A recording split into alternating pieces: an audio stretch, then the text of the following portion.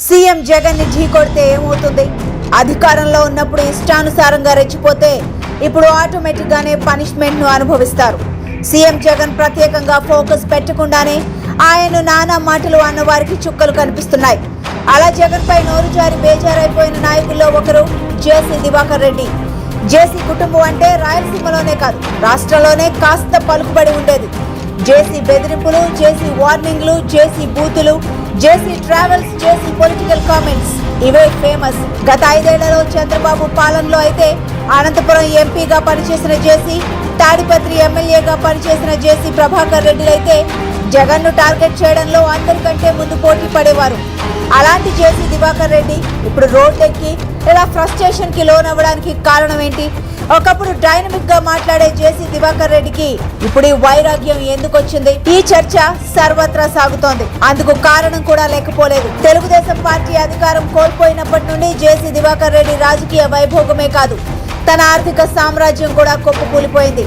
అధికారం ఉన్నప్పుడు దాన్ని అణువు ఆస్వాదించి దాన్ని సంపాదనకు ఉపయోగించుకున్న జేసీకి ఇప్పుడు ఆ పరిస్థితి లేదు.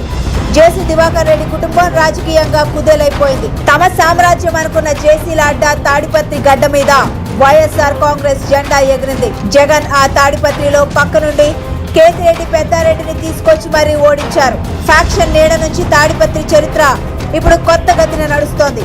ఇద్దరి కొడుకుల కోసం జేసీ బ్రదర్స్ ఇద్దరు గత ఎన్నికల్లో రాజకీయాల నుండి తప్పుకున్నారు. ఇద్దరు కొడుకులను రంగంలోకి దించారు. అనంతపురం ఎంపీ జేసీ దివాకర్ రెడ్డి కొడుకు పవన్, తాడిపత్రి ఎమ్మెల్యేగా జేసీ ప్రభాకర్ రెడ్డి కొడుకు అస్మిత్ రెడ్డిలు పోటీ చేశారు.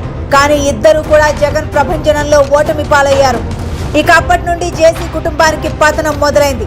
జేసీల ఆర్థిక మూలాలు కూడా వికలమైపోయాయి. కాలం ఎంత బలమైందో కానీ రాజకీయంగా పతనమైపోయిన సమయంలోనే వ్యాపార ఆర్థిక సామ్రాజ్యం కూడా JC brothers the కుప్పకూలిపోయింది. Trishul mining కి సంబంధించి హైకోర్టులో కూడా అక్రమ మైనింగ్ పై జేసీకి చుక్కెదురైంది. అంతేకాదు జేసీ కుటుంబం చేసే మైనింగ్ వ్యాపారాలన్నీ క్లోజ్ అయిపోయాయి. తమ మైనింగ్ కోసం జేసీ దివాకర్ రెడ్డి కొన్నాళ్ల క్రిందట వైఎస్ఆర్ కాంగ్రెస్ పార్టీ మంత్రుల చుట్టూ తిరిగారు. కానీ జేసీ గతంలో జగన్ పై చేసిన కామెంట్లను ప్రతి ఒక్కరూ గుర్తు పెట్టుకున్నారు. జేసీ దివాకర్ రెడ్డికి పొరపాటును కూడా సాయం చేస్తే తిరిగి తమపైనే బుసకొడతారని భావించి ఎవ్వరూ హెల్ప్ చేయలేదు. వైఎస్ఆర్ ఆయన్ను మంత్రిని చేస్తే అదే వైఎస్ కుటుంబంపై నీచంగా మాట్లాడిన విషయాన్ని గుర్తు పెట్టుకున్నారు. అలానే తరువాత జేసీ ట్రావెల్స్ సామ్రాజ్యం కూడా కుప్పకూలిపోయింది. ఓవైపు మైనింగ్ ట్రాన్స్పోర్ట్ బిజినెస్ దెబ్బతింది. ఎవరు జేసీ కుటుంబంతో కలిసి వ్యాపారం చేయడానికి ముందుకు రాలేదు.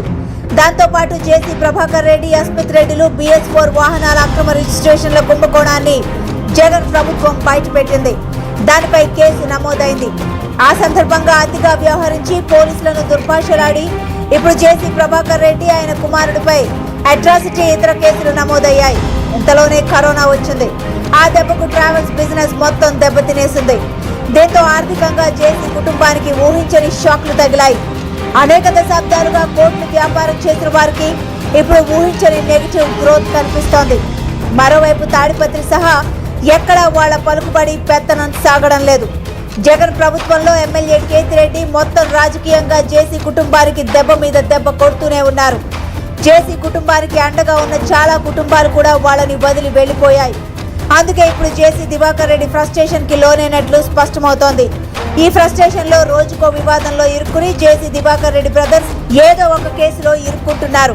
జగన్ ను, ఆయన తల్లిని, కుటుంబాన్ని ఇష్టానుసారంగా మాట్లాడిన జేసీల పతనం ఇలా కొనసాగుతోంది. Please subscribe .news.